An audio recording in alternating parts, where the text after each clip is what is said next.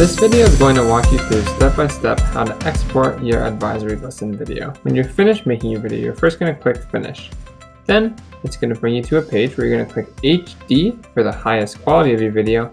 You're going to title your video CC for Campus Crew underscore lesson 1 or L1 underscore the name of your Campus Crew advisory group. For example, CMS space Acosta underscore B.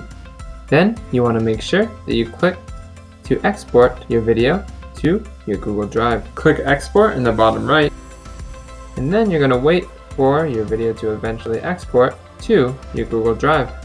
Once you've exported your video and it's exported fully to your Google Drive, you'll get an email in your Outlook email in order to check for it. You'll see that there's a folder in your Google Drive called WeVideo. And if you open up that folder, you're going to see all the videos that you've created on WeVideo, including the one that you just exported. You're going to right click on it and click Get Link. Upon clicking on this, you want to make sure that the share settings say anyone with the link can view. You want to again use the drop down arrow if it doesn't say that, and you want to make sure that anyone with the link is the viewer.